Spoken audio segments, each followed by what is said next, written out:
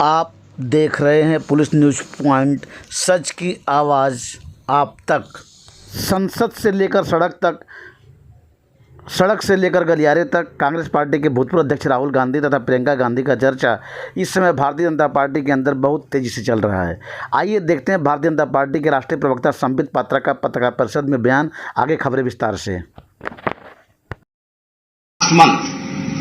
23 मार्च को सूरत की एक अदालत ने राहुल गांधी को डिफेमेशन की केस में ओबीसी समाज अर्थात पिछड़े वर्ग के लोगों के प्रति जाति सूचक शब्द का प्रयोग करने के लिए आपत्तिजनक टिप्पणी कर ओबीसी समाज को अपमानित करने के लिए उन्हें दोषी करार दिया था और उन्हें दंडित भी किया था।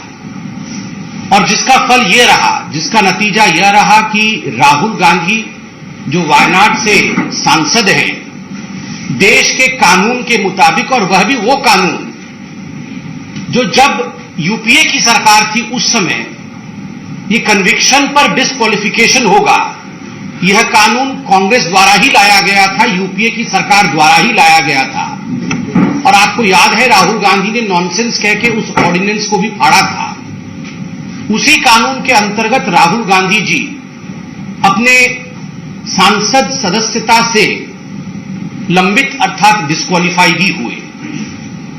आज मीडिया के माध्यम से पता चला है और कल से यह न्यूज चल भी रहा है कि राहुल गांधी, उनके परिवार के लोग और कुछ मुख्यमंत्री जैसे अशोक गहलोत, भूपेश बघेल जी, उनके परिवार से प्रियंका वाड्रा, ये सारे लोग आज सूरत जा रहे हैं राहुल गांधी के साथ और वहां पर अपील करने के नाम पर हुड़दंग करने वाले हैं।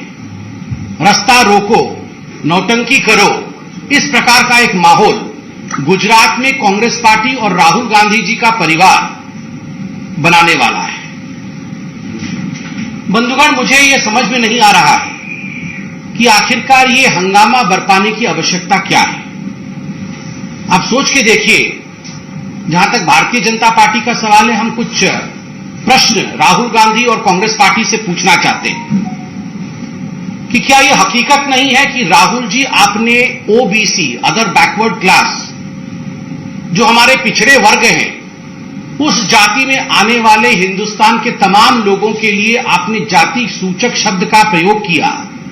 उन्हें आप चोर कह के आपने उन्हें संबोधित किया, उन्हें गाली दी, उन्हें अपमानित किया।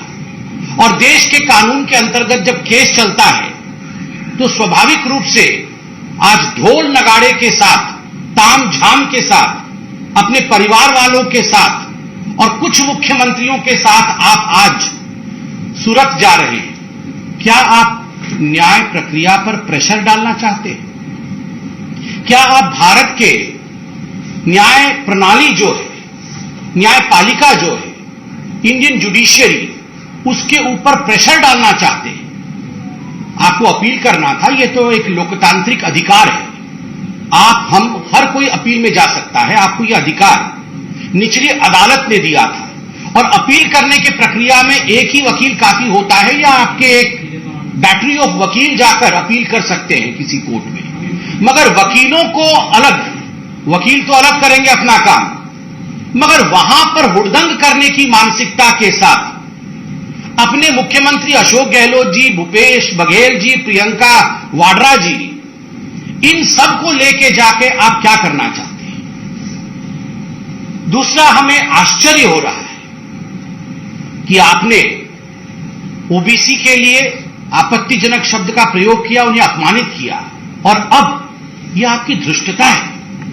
आप सोच के देखिए, आप सूरत में जाकर आज गुजरात में जले में घी और कटे में नमक डालने का काम करना चाहते हैं।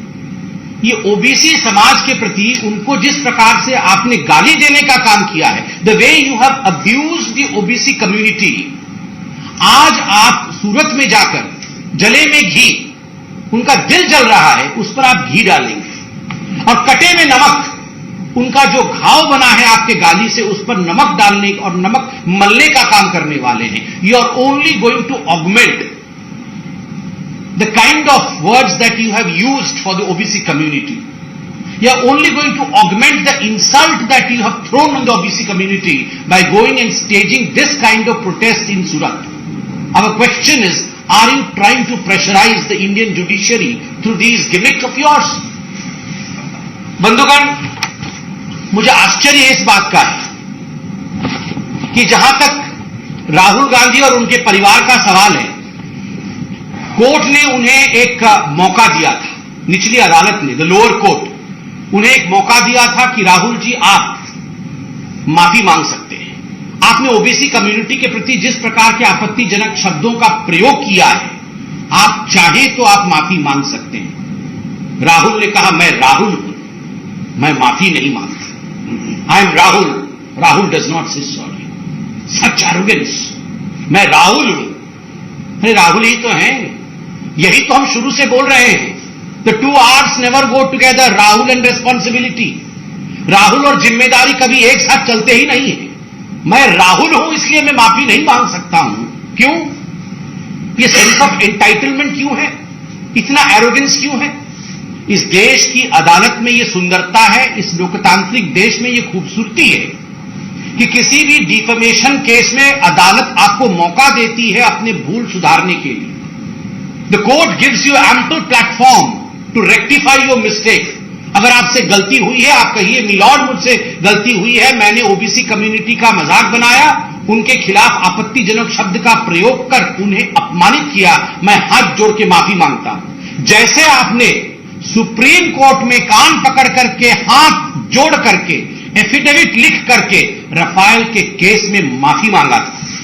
देश के प्रधानमंत्री नरेंद्र मोदी जी के खिलाफ झूठ उगलने के लिए सुप्रीम कोर्ट ने आपसे कान पकड़वा करके माफी मंगवाया था, लिखित में माफी मंगवाया था और माफी मांगना पड़ा था।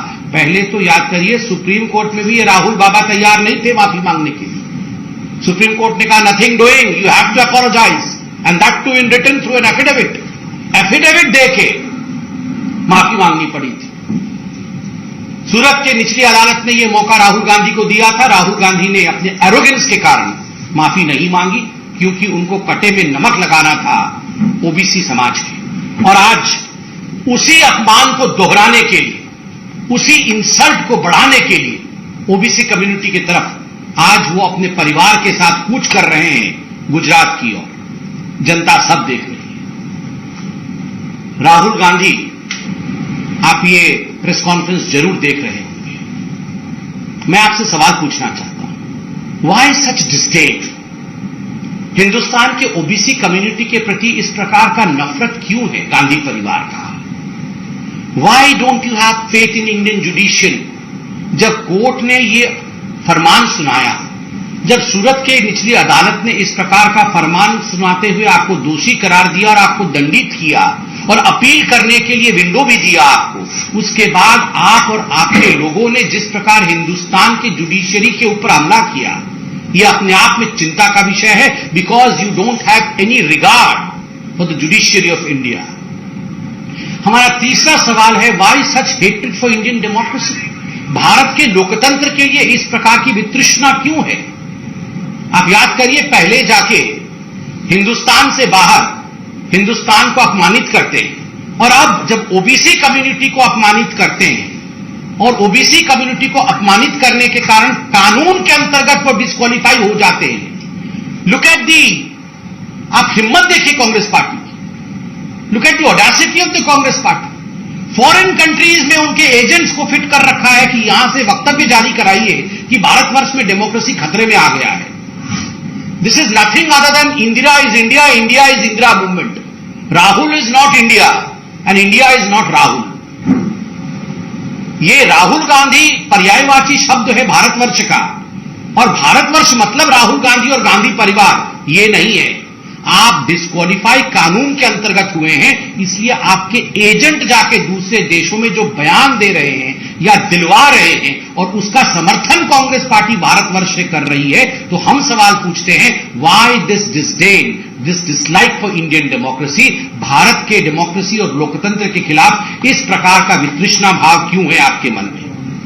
और एरोगेंस और एंटाइटलमेंट की चरम सीमा देखिए। उनके जो बहुत बड़े नेता हैं, राज्यसभा में सांसद हैं, बाकायदा प्रेस कॉन्फ्रेंस करके प्रमोद तिवारी जी कहते हैं ये तो गांधी परिवार के लोग हैं, ये राहुल गांधी है, देश का कानून अलग होना चाहिए गांधी परिवार के लिए। क्यों भैया, गांधी परिवार के लिए देश का कानून अलग क्यों होगा? Why should there be a separate CrPC और an IPC for the Gandhi family? आप किस प्रकार का घमंड, किस चरम तक एरोगेंस जा सकता है? देखिए कि देश का एक नूतन कानून होना चाहिए, एक अलग कानून होना चाहिए। There should be a separate law just because they belong to a Gandhi family. इसलिए जो राहुल गांधी के साथ हुआ कोर्ट में वो उचित नहीं है, क्योंकि ये तो गांधी परिवार का है। मतलब आप और हम सेकेंड कैटेगरी के इंडियंस हैं, और ये गांधी परिवार के लोग यही हमारे शहंशाह और शहजादे हैं। ये इस प्रकार की भावना से अब भारतवर्ष निजात पा चुका है, अब भारतवर्ष उसमें नहीं है। और मैं अंतिम प्रश्न जो आज कांग्रेस पार्टी से पूछना चाहता हूं और आप लोगों को भी सूचित करना चाहता हूं कि बंधुगण, कांग्रेस के अंदर भी डबल स्टैंडर्ड्स है, दो मानदंड है। आप देखिए सन 1996 में कैश फॉर वोटिंग स्कैम के कारण तत्कालीन प्रधानमंत्री पीवी नरसिम्हा राव जी के ऊपर केस चला, और लगभग 2000 में उन्हें हिंदुस्तान के एक निचली अदालत ने दोषी करार दिया और उन्हें 3 वर्ष का जेल करार दिया कि 3 वर्ष के लिए तत्कालीन प्रधानमंत्री पीवी नरसिम्हा राव को जेल जाना पड़ेगा। क्या एक दिन भी सोनिया गांधी या गांधी परिवार का कोई भी व्यक्ति पीवी नरसिम्हा राव को बचाने के लिए, या यह अन्याय हो गया, लोकतंत्र समाप्त हो गया, क्या एक भी व्यक्ति पीवी नरसिम्हा राव जी के घर गया? क्या एक भी व्यक्ति गांधी परिवार का सड़क पर अपील कर रहा था, या सड़क पर संघर्ष करता हुआ नजर आया, सड़क पर नौटंकी करता हुआ नजर आया, सड़क पर हुड़दंग करता हुआ नजर आया? अरे गांधी परिवार तो छोड़िए, कांग्रेस का एक भी व्यक्ति पीवी नरसिम्हा राव के साथ उस समय खड़ा नहीं था। पीवी नरसिम्हा राव जेल जाए तो ठीक है, मगर गांधी परिवार का कोई व्यक्ति अगर पकड़ा जाए तो कानून बदल दो, क्योंकि ये तो गांधी परिवार का है। इतना ही नहीं, डीके शिव कुमार आप जानते हैं कर्नाटक के इनके नेता हैं। डीके शिव कुमार के ऊपर न जाने कितने केस चल रहे हैं, भ्रष्टाचार के केस चल रहे हैं, ईडी सीबीआई के केस चल रहे हैं। आप मुझे बताइए, ये भ्रष्टाचार और ईडी सीबीआई के केस को लेकर राहुल बाबा, प्रियंका जी और उनका पूरा कुनबा जो है वो तो सड़क पर उतर आती है, मगर डीके शिव कुमार को बचाने के लिए गांधी परिवार कितनी बार सड़क पे उतर गया? क्या आपने प्रियंका वाड्रा या राहुल गांधी को एक बार भी ये कहते सुना प्रेस कॉन्फ्रेंस करके कि अरे डीके शिव कुमार जी के ऊपर जो हुआ उससे हिंदुस्तान का लोकतंत्र समाप्त हो गया? नहीं, ये इसलिए नहीं कहा क्योंकि DK Shiva Kumar does not belong to the Gandhi clan. अगर गांधी परिवार में से किसी से ईडी ने पूछताछ कर ली और अगर कोर्ट ने उन्हें दोषी करार दिया तो हाय तौबा, ये कैसे हो सकता है? शहंशाह और शहजादे इनको पकड़ लिया जाए, ये नहीं हो सकता, क्योंकि हम हिंदुस्तान से ऊपर हैं। और उत्तर प्रदेश में अजय कुमार लल्लू, आप तो जानते हैं वो कौन है? अजय कुमार लल्लू उत्तर प्रदेश के कांग्रेस के अध्यक्ष रहे, और जैसे राहुल गांधी आज ओबीसी समाज के डिफेमेशन के केस में सजाताब है, उनको सजा दिया गया है, ठीक उसी प्रकार अजय कुमार लल्लू ने भी डिफेमेशन केस में उनके ऊपर केस चला था। एक मंत्री के ऊपर उन्होंने अनर्गल बयान किया था उत्तर प्रदेश में, पूरा विषय कोर्ट में चला और अजय कुमार लल्लू को सजा हुई, उन्हें जेल हुआ, वो भी जेल में थे। एक दिन आपने राहुल गांधी जी को सड़क पे उतरते हुए या अमेरिका और इंग्लैंड में जाकर गुहार लगाते हुए या ये कहते हुए सुना कि हाय डेमोक्रेसी खत्म हो गई? अजय कुमार लल्लू जेल जाए तो डेमोक्रेसी ठीक है, क्योंकि अजय कुमार लल्लू तो गांधी परिवार के नहीं है।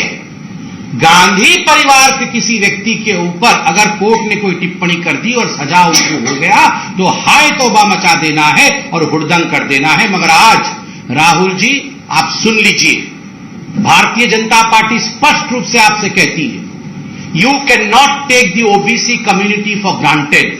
भारत के पिछड़े वर्ग को आप टेकन फॉर ग्रांटेड नहीं ले सकते। आप उनके खिलाफ आपत्तिजनक शब्द का प्रयोग करेंगे, उन्हें गाली देंगे, उनका अपमान करेंगे, और जब कोर्ट इस पे टिप्पणी करेगी, कानून अपना काम करेगा, तो आप जाकर हुड़दंग करेंगे?